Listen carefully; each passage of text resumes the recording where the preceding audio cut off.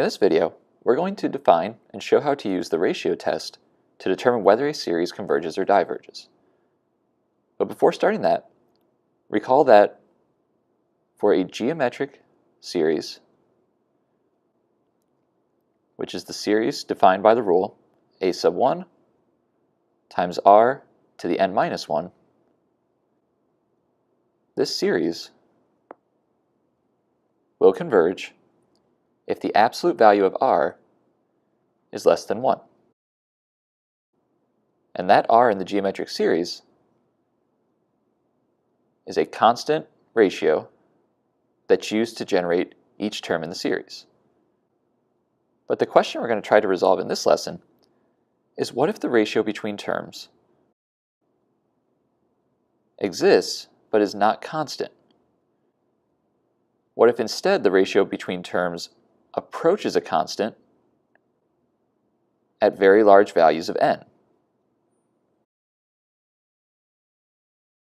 So the example we'll start with is we're going to try to determine whether the infinite series from n equals 0 to infinity for 4 to the n over n factorial converges or diverges.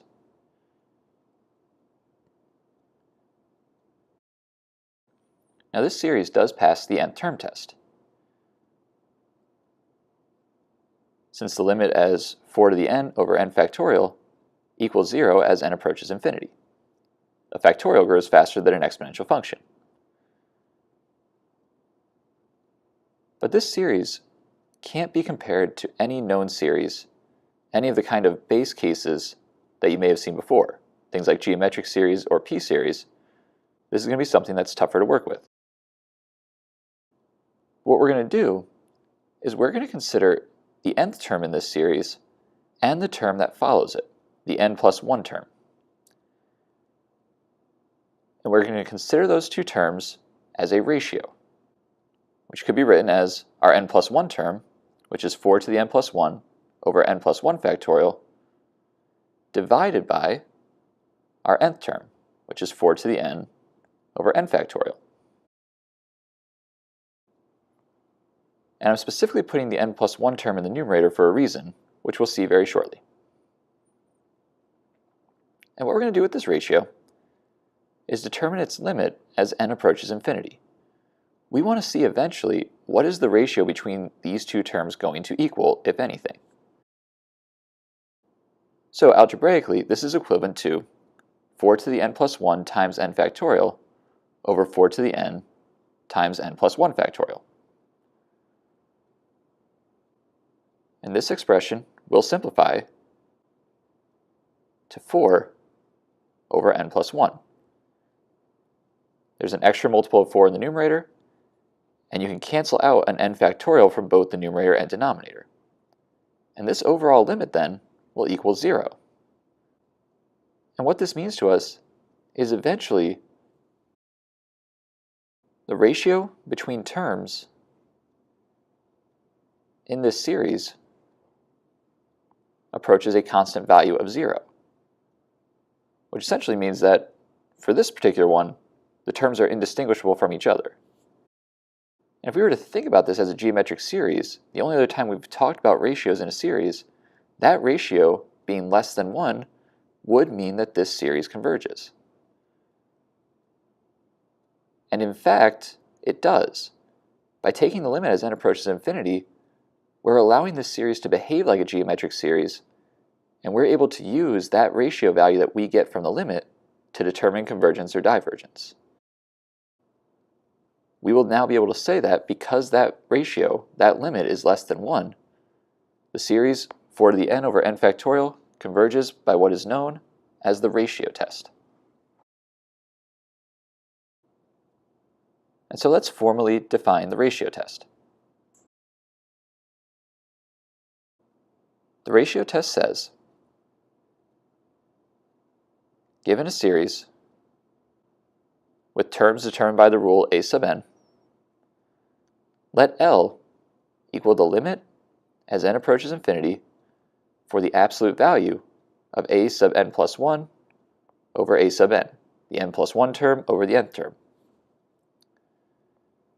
If L is less than 1, the given series is absolutely convergent. So both the series and the absolute value of its terms both converge. If L is greater than 1, the series in question will diverge.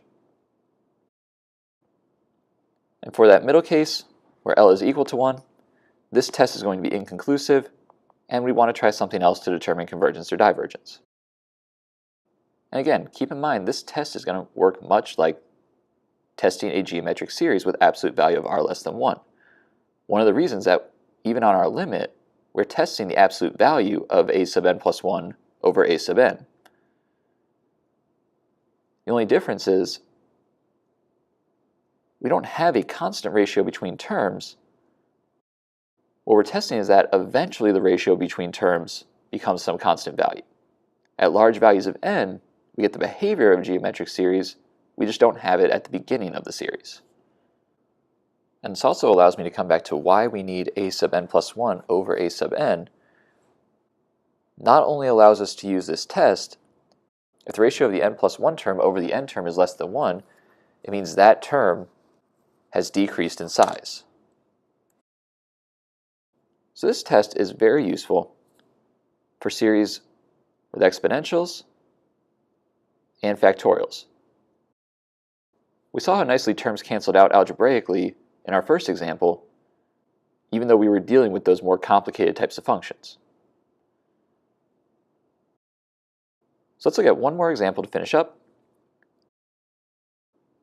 trying to determine convergence of the infinite series starting at n equals 0 for n times 4/5 to the n. This looks a lot like a geometric series, but it's not exactly a geometric series for one reason. In a geometric series, that first term should be constant, but instead, that n being there, we're not just going to be multiplying every term by 4 over 5. That term we are multiplying by also changes as n increases. So instead, we're going to try the ratio test. The limit as n approaches infinity for the absolute value of our n plus 1 term, which is n plus 1 times 4/5 to the n plus 1, all over our nth term, which is n times 4/5 to the n. This will equal the limit as n approaches infinity for n plus 1 times 4/5. We have an extra multiple of 4/5 in the numerator, all over n. And this limit will equal 4 over 5. The numerator and denominator have the same degree. We're going to be left with just that ratio of constants. Since the limit as n approaches infinity for the absolute value of a sub n plus 1 all over a sub n is less than 1, this series will converge absolutely by the ratio test. And that's all for this lesson. Not a very difficult test to use, mostly involves algebra and your ability to evaluate limits at infinity, and the conclusions are very similar to the geometric series test. Thank you for watching this lesson on the ratio test.